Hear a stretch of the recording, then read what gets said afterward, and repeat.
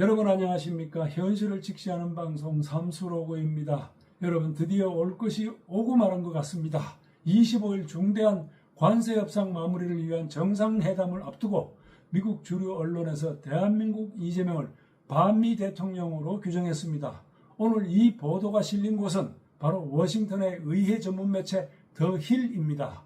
상하원 의원과 백악관 트럼프 진영까지 매일같이 챙겨보는 워싱턴 정가의 핵심 언론입니다. 단순한 신문이 아닙니다. 워싱턴 권력자들의 필독지, 정책 결정에 직접 영향을 미치는 매체입니다. 그런데 바로 이곳에 기고문이 실렸습니다. 필자는 트럼프 진영의 핵심 농계기자, 우리에게 잘 알려진 고든 창 변호사입니다. 트럼프 대통령이 직접 그를 위대한 고든 창이라 칭송한 인물, 워싱턴 보수 네트워크가 그대로 귀 기울이는 목소리이기도 합니다. 그렇다면 고든 창은 왜 이재명을 반미 대통령으로 규정했을까요? 그는 이 칼럼에서 이렇게 지적합니다. 이재명은 과거 주한미군을 점령군이라고 불렀다고 썼습니다. 아니 점령군이라뇨 말이 됩니까? 6.25 전쟁 당시 피 끓는 20대 미군 젊은이들이 이 땅을 지키기 위해 이 땅에 와서 전사자 3만 6천 명, 부상자 10만 3천 명이 목숨을 바쳐 한국을 지켜낸 곳인 이곳 동맹군을 모욕한 것입니다. 동맹군을 점령군으로 매도하는 사람을 미국이 과연 신뢰할 수 있겠습니까? 또 그는 미국이 일본의 한국 식민지 지배를 유지했다고 주장도 했습니다. 즉 미국을 해방자가 아니라 제국주의 국가로 몰아붙였던 것입니다. 그리고 이재명은 정권을 잡은 뒤에는 한미연합훈련을 축소했고 대북 확성기를 철거했고 내란 특검은 오산 미군기지까지 압수수색을 시도했습니다. 아무리 해명해도 미국이 받는 인상은 단 하나입니다.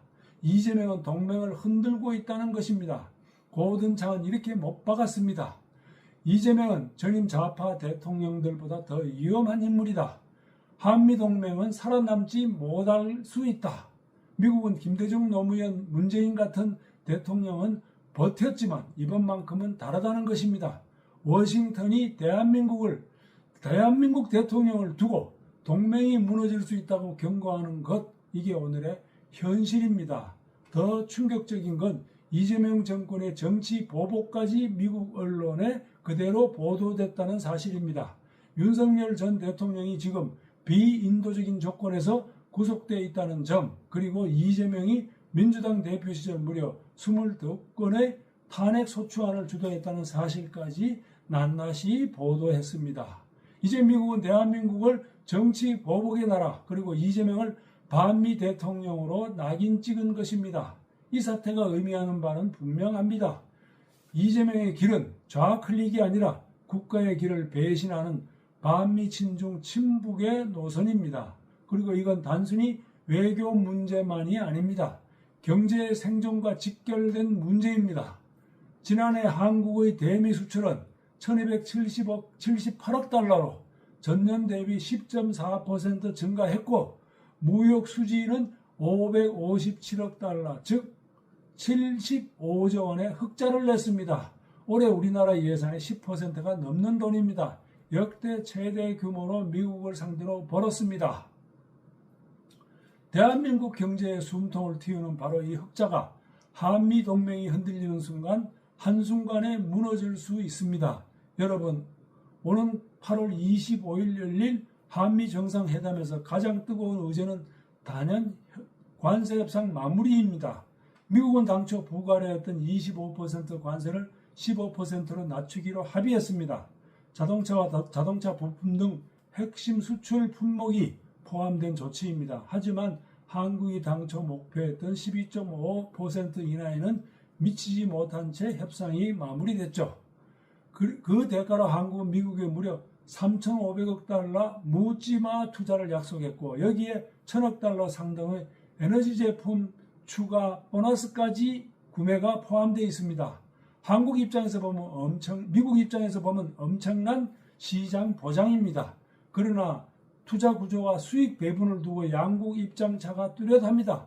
한국은 미국 내 투자가 주로 대출과 보증 형태로 진행되며 수익은 재투자를 전제로 한다고 밝혔지만 미국은 투자 수익의 90%를 자국민에게 귀속시키겠다는 입장을 고수하고 있기 때문입니다.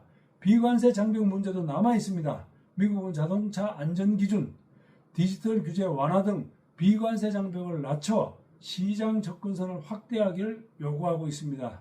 여기에 트럼프 행정부가 줄곧 주장해온 방위비 분담금 인상, 즉 GDP 대비 2.6%에서 3.8%로의 상향 문제도 이번 회담에서 테이블에 오를 가능성이 큽니다. 이것은 지금 현재 60조인 방위비를 90조로 올려야 된다는 이야기입니다. 그렇게 되면 나머지 국가 예산을 줄여야 합니다. 환율 정책 역시 민감한 의제입니다. 기술, 농업, 투자 등 세부 분야 조율까지 합치면 이번 정상회담은 단순한 관세 협상을 넘어 경제와 안보 전반을 뒤흔들 수 있는 골 때리는 회담이 될 전망입니다. 결국 이번 정상회담은 관세 인하라는 첫 단추를 끼운 상황이지만 투자 구조, 수익 배분, 비관세 장벽, 방위비, 환율, 그리고 산업별 세부 조건 등 풀어야 할 매듭이 여전히 산재하고 있습니다. 이 회담의 결과가 앞으로의 한미 경제와 안보 관계의 향방을 결정할 중요한 분수령이 될 것으로 보입니다. 이런 중대한 협상을 앞두고 너는 신뢰할 수 없다는 폭탄이 언론 보도로 터진 것입니다. 시청자 여러분, 미국이 공식적으로 경고했습니다. 한미동맹 이재명 때문에 끝날 수도 있습니다. 그렇다면 우리는 이제 질문해야 합니다. 동맹이 무너지고 대한민국이 고립되는 길 과연 언제까지 방관해야 합니까? 오늘은 여기까지입니다. 구독, 알림 설정은 큰 힘이 됩니다. 감사합니다.